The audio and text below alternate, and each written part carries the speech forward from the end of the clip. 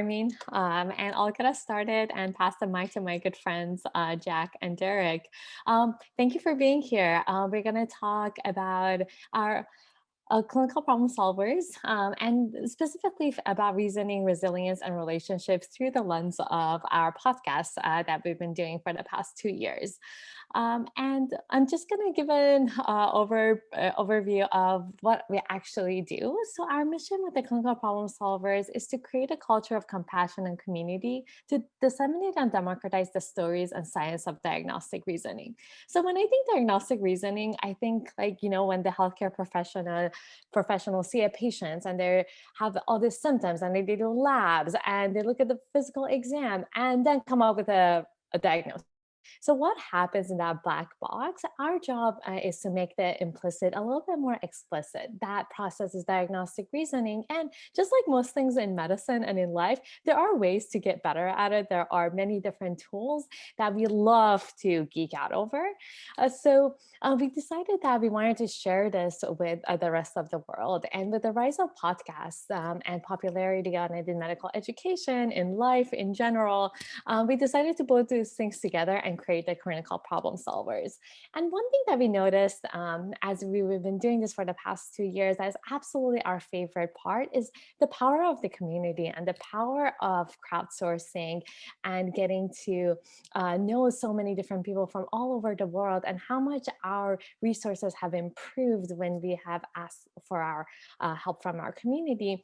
And we are also still very humbled by the incredible wisdom, knowledge that is in a lot of the communities that don't have as much platform or voice, and for many different reasons are underrepresented in medicine, and how we can use our platform to lift those communities and voices up. And by so I'm going to first talk about one of them, which is the Woman in Diagnosis series, which is very near and dear to my heart. I don't think it will come as a surprise if I say, like, when it comes to diagnostic reasoning field, and at the highest level, we think about master diagnosticians, that at a lot of the conferences that you may have gone to, they are invited to solve clinical unknowns without ever seeing a patient. Most of them are men. And also in one of our most coveted publications when it comes to clinical reasoning, clinical problem solving exercises, there was an article that was published over the summer that showed even in those authorship, majority are men.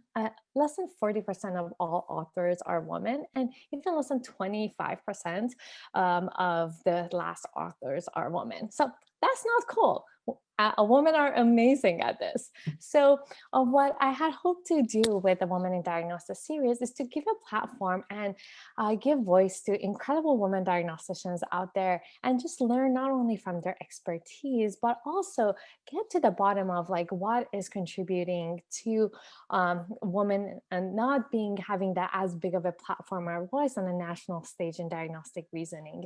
And a lot of those tend to mirror you know, the gender biases that exist in women in leadership. So what we do is a med talk, which we delve into and nerd out about diagnostic reasoning, and then a real talk to delve into a little bit deeper about these gender biases that exist. And hopefully by bringing some light to it, it was a first step to building communities, building those relationships. And working on something like this that is I'm so passionate about has definitely helped with my resiliency throughout training.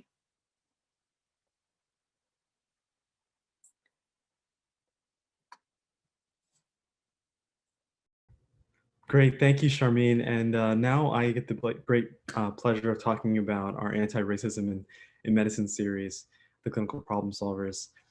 This is a sub-series of the podcast that's specifically focused on anti-racism and health equity. And this is a series that was actually completely created in mid 2020. It's 2021 right now, right? Yes, mid 2020. And the way this came out was that I was, like I'm sure many of you were, in the first and second year of medical school, really struggling with what the role of race and ethnicity was when it came to practicing medicine, when it came to diagnostic reasoning, clinical reasoning. And I went to my friend Reza Manesh, who's one of the co-founders of the Clinical Problem Solvers, and I was always sort of on the phone with him. And sorry, folks, that's my dog running up to meet me. On the phone with him, asking, hey, how do I think about someone's this part of someone's identity in my clinical reasoning, given that I know that there are disparities in burdens of disease. And he would often say, that's such a great question. We don't know. We need to think about this more. And then in 2020, I was on service with Rabi Jihad, the other co-founder, and it was so many things going on. It was the COVID disparity data coming out for the first time, showing that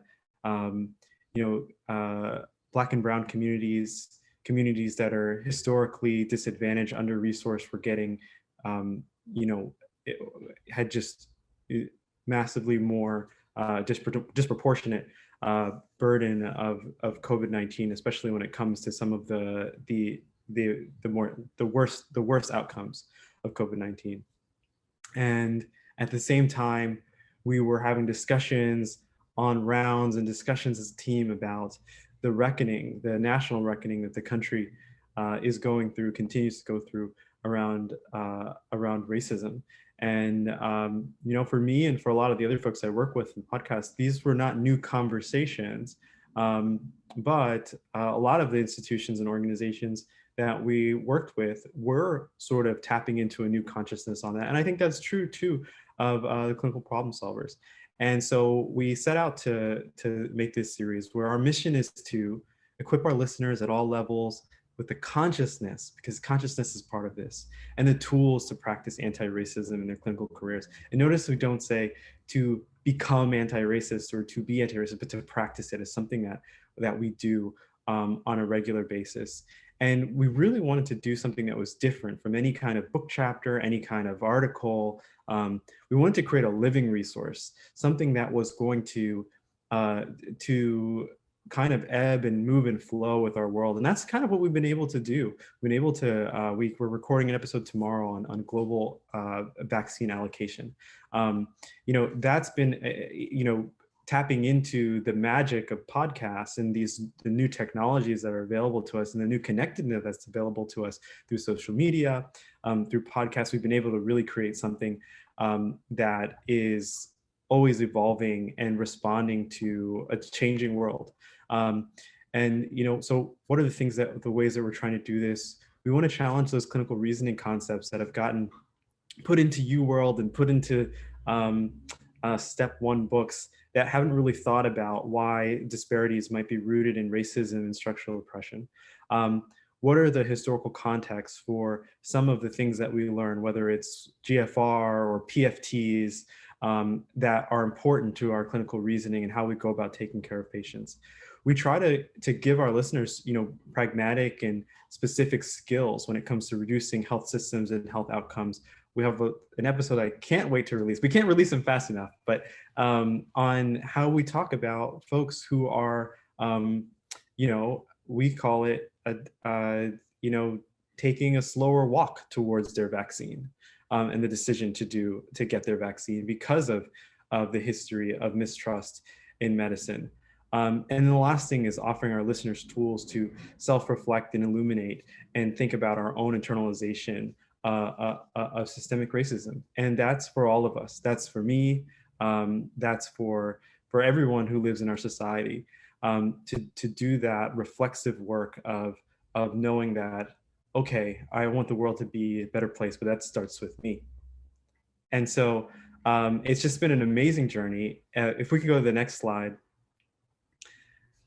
This is just the episodes that we've put out since we started about, I guess, May of last year, and some of the things that we've got to talk about. And I hope you'll take a listen. And I think the big lesson for me that ties into sort of what we're all talking about today is that a lot of the folks that you see here, I'd say all except for one of them, are people that I haven't met in person. But they've become some of my closest friends. Um, and that is, I think, to one of the silver linings that has come out of coming to technology, coming to look for connection in COVID. And they've been a part of the resilience that I've had through this, was both the work, but also the community. So thanks for having us, and I'll hand it over to Jack.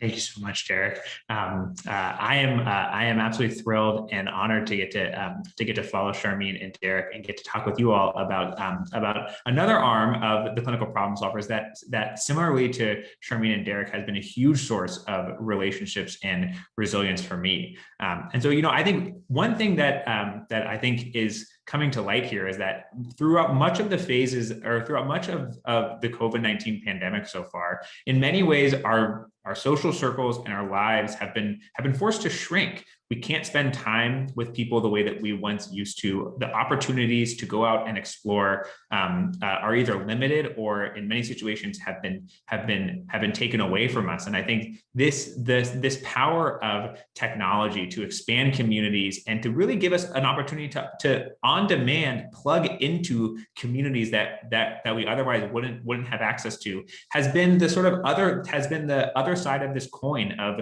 community shrinking. In so many ways, my life has shrunk into the area within walking distance from my house for a very long time, and in so many other ways, it has expanded because of the ways in which these tools have allowed us to build new relationships. And virtual morning report has been really just that. When I came into residency, some of the closest friendships that I have built thus far, as nerdy as it is to say, and I would say some of the closest friendships that I've ever had in my life have been built off of a love of diagnostic reasoning. The number of times that I've had dinner or drinks or just long conversations about cases, or thinking about thinking about thinking has been more times than I could count. And one of the things that always came up in these conversations was this idea of, wouldn't it be great if we could just do this more often, whether it was talking about clinical medicine, learning clinical medicine together, or just engaging in something that we all loved doing, which was practicing and refining these skills in diagnostic reasoning. And really, Virtual Morning Report, or VMR, was born out of just that. We saw that at the start of the COVID-19 pandemic, many institutions were having to cancel their in-person morning reports because it wasn't safe to bring that many learners together. And so we pivoted to Zoom and basically opened up Zoom rooms to start to talk through cases together using a virtual whiteboard and a big Zoom chat. And what honestly started as something to continue to let us do a daily ritual that we had come to enjoy so much in residency, which is going through the process of discussing a case on morning report, has grown into something so much bigger. You'll see on the image here that we have sort of computer screens tied to different parts of the world, and that's not just symbolic and that we want this to be global, but what we have found is that learners from all over the world have also wanted to scratch the itch of talking about clinical reasoning like this. And so I think, the number of digital connections that I've been able to plug into, and that so many people in the Virtual Morning Report community have been able to plug into, has just been absolutely remarkable to see. I was just on over the last hour doing a case discussion that was presented by a student in Guatemala. I got to talk about a case with one of my dearest friends from the CP Solvers who lives in Alabama, and also talk through a case with another student from San Francisco and someone else who was joining from Peru. And I think that really highlights the ways in which connections have expanded. People who I otherwise would never have the pleasure to get to know have been a part of these conversations going forward. And really, relationship circles have expanded despite the need to distance during the COVID-19 pandemic. And I think it really highlights that these digital tools that are out there are an opportunity ultimately to find a place where we feel like we belong, right? I think resilience so often comes from feeling a sense of belonging and feeling at home, even in stressful moments and even in trying moments. And I think whether it's the Women in Diagnosis Project, the Anti-Racism in Medicine series, or Virtual Morning Report, these are places where we hope you can tune in with your headphones or tune in live and really feel like this is a space for you and a space where you can feel like you belong. And so if there's ultimately sort of three things to take away from this, it's that communities build relationships and communities can be in close proximity to you now, but also can expand over a country or even the entire world based on the tools that we have available. Those relationships from those communities build resilience in giving us a reminder that we have people who we can talk to, people who we can listen to, and people who want to listen to us. And that ultimately gives us the resilience to move forward through the trying times, not only of the COVID-19 pandemic, but also clinical training. The people who I mentioned as being a part of these expanded social circles are people who I feel like I can now turn to in the inevitably challenging moments. And then that resilience is really what is the fuel to let us continue. I said lean, learn. Gotta love a good typo here. We're going to go with the growth mindset here to continue to learn, grow, and find joy in medicine. And if there's one last thing, it's that these relationships and this whole process of finding things that make you feel full, it takes a village. And this is I guess it's a collage of the members of the Clinical Problem Solvers. And what started out as a handful of people on this a couple of years ago has only continued to grow. And really, this just captures a fraction of the people who we consider to be a part of the Clinical Problem Solvers family. And so we really hope that you'll consider joining us as well.